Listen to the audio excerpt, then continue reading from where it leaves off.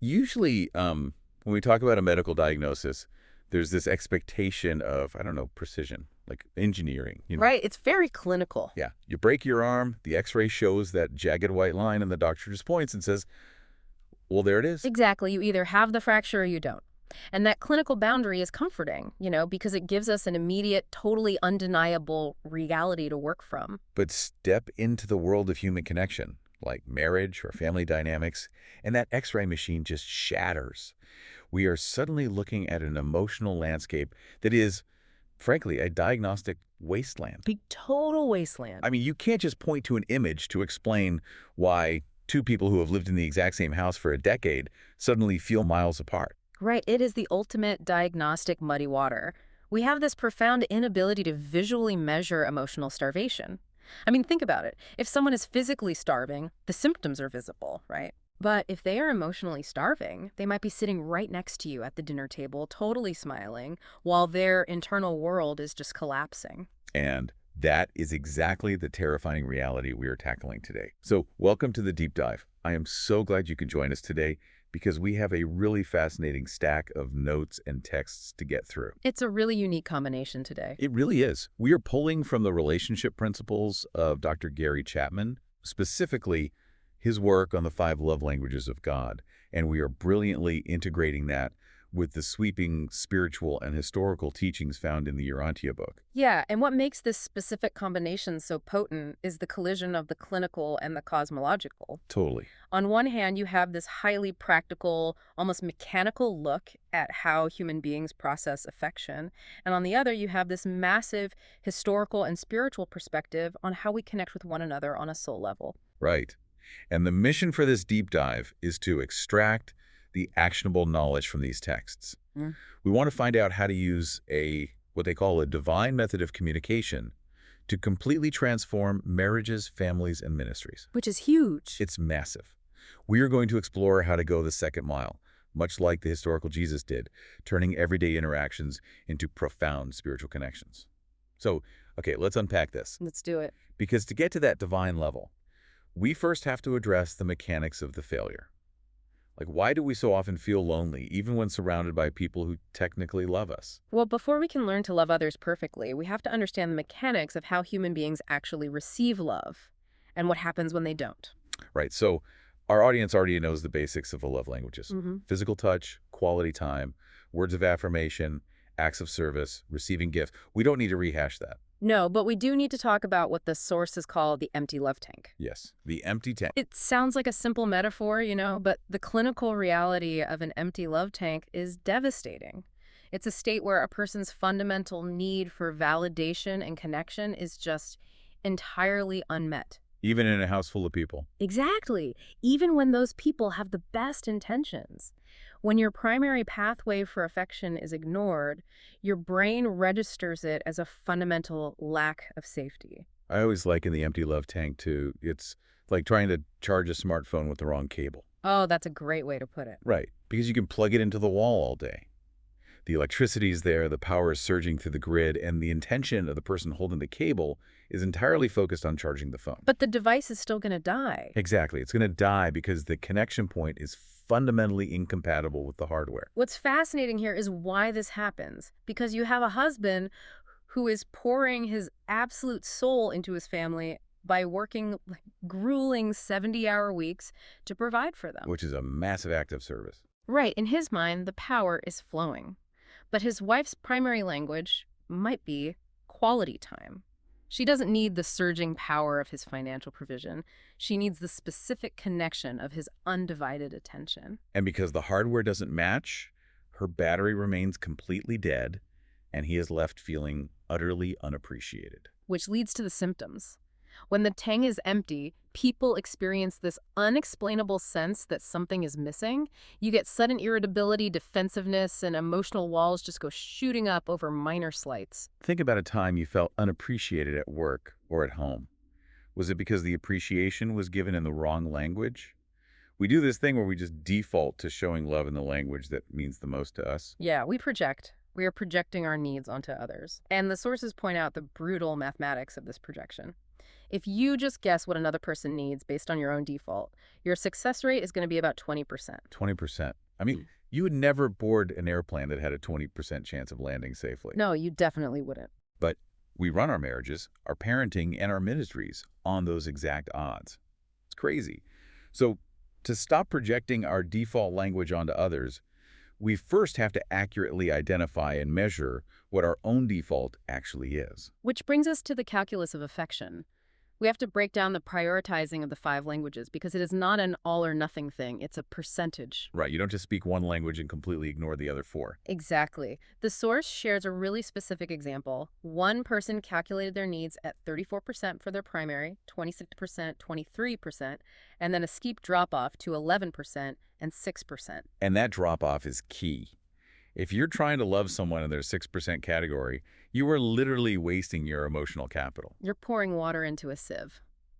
To calculate this, the text suggests the treat test. You rank the gestures that feel like a special reward to you. And there's also the conversational discovery method, right? Yeah, which is great for new acquaintances or colleagues. You just mentally run through a list. Would you prefer a hug, grabbing coffee together, a sincere compliment, help with a simple chore, or getting a small gift? But wait, those percentages shift depending on the relationship, don't they? Oh, absolutely. What you need from a spouse, maybe physical touch and quality time, is entirely different from what you need from your boss. You don't want physical touch from your boss. Yeah, please no. You want words of affirmation or acts of service in the workplace. But what if someone says, I like all of those equally? Like, how do they find their true primary language if everything just sounds nice? That's where the love tank assessment comes in. If the positive data is a blur, you figure out your primary language by looking at what hurts the most when it is withheld. Oh, wow. So you look at the negative space. Exactly. What missing action makes you feel the most lonely or irritable? If your partner critiques your work and it ruins your whole week, words of affirmation is probably your primary. That negative reaction points directly to your highest percentage. Because the wound is located right on top of the primary nerve center. Okay, so now that we know how these languages work mechanically, we need to look at the ultimate historical example of this in practice. To see how it becomes a divine method. Right. And this brings us to Golden Rule 2.0. The traditional Golden Rule is treat others as you want to be treated. But Rule 2.0 is love each person as God loves them. Which means it is tailored specifically to their unique soul. Exactly. And the sources bring in excerpts from the Urantia book here to explore how Jesus perfected this communication style. He is described as literally filling up the love tanks of everyone he met. And he did this by ignoring social boundaries and his own defaults. There's this specific anecdote in the text about Jesus and a young Indian man named Ganid. Right, Gunny is traveling with him and observing him. Yeah, and Ganid is just baffled. He asks why Jesus talks to strangers continuously. Because back then, with Roman class structures and Indian caste systems, crossing those lines was exhausting. It was seen as an occupation. But Jesus replies with this paradigm-shattering statement. He says, Ganid, no man is a stranger to one who knows God. Which is just, wow. I know. He's saying once you recognize the universal fatherhood of God, you realize the universal brotherhood of humanity. So strangers aren't exhausting obligations, they're newly discovered siblings. If we connect this to the bigger picture, the theological shift here is massive. Jesus' advice for making friends is to become genuinely interested in your fellows, learn their problems, and do things for them that you are sure they want done. Sure they want done, not what you think is best. Exactly. In ministry or daily life, treating every person as though they were Jesus and extending the hand of God through tailored acts of kindness, it turns every mundane encounter into an opportunity to serve. But I want to challenge you, the listener, for a second. Do you view the barista or your coworker or the stranger on the bus as a newly discovered sibling? Or are they just an NPC in your life? The default is definitely the NPC mindset. It takes a lot of computing power to see everyone as a complex soul. Yeah, Jesus makes it look easy. But for us, implementing Golden Rule 2.0 requires active, sometimes really uncomfortable effort. Which brings us to the concept of the second mile. The second mile is having the will to love someone enough to communicate in their needed language, not your own default. And that's an intentional act of service because it operates at a way more challenging level. It does not feel natural at all. Right. The sources detail actionable steps to discover a partner's kindness vocabulary. First, you have to stop guessing. Remember the 20% rule. Yes. You adopt a curious mindset focused on active discovery. You ask open-ended questions like, what's been on your mind today? And then, and this is crucial, you literally take notes on what lights them up. Here's where it gets really interesting. Yeah. Because people push back on taking notes. They say it feels artificial. But I compare going the second mile to learning to write with your non-dominant hand. Oh, that's a good analogy. At first, it's agonizing. It's awkward. It requires immense focus. You're gripping the pen weirdly. But the result is that the other person can finally read the letter you are writing them. Because your brain hates inefficiency, so it feels wrong. But taking notes builds a database of their kindness vocabulary, so future gestures remain spontaneous. The awkwardness is the proof of the love. Exactly. And that genuine interest doesn't just build temporary rapport, it builds deep, unshakable trust. It proves to the other person that you value them enough to step outside your own comfort zone. And the ultimate testing ground for this second mile effort isn't with strangers in a coffee shop. It's within our own homes. Where family dynamics are the absolute most complicated. Totally. The sources explain why children are particularly vulnerable here. Children are totally powerless to change their communication environment. They're essentially hostages to it. An empty love tank in a child doesn't look like quiet sadness. It looks like acting out extreme defensiveness and profound loneliness.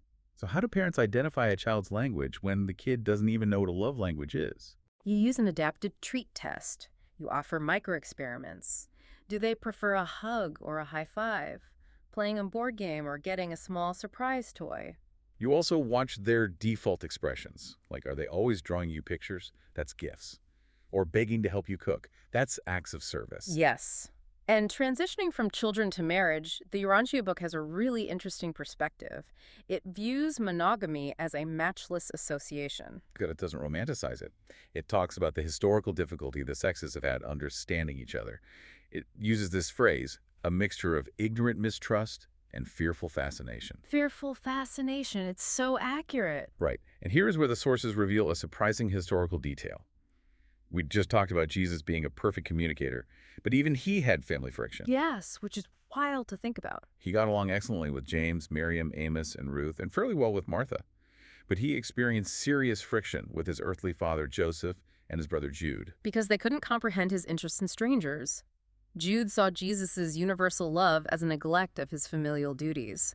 But wait, if even Jesus had family friction, doesn't that mean some family conflicts are just inevitable, no matter how perfectly we communicate?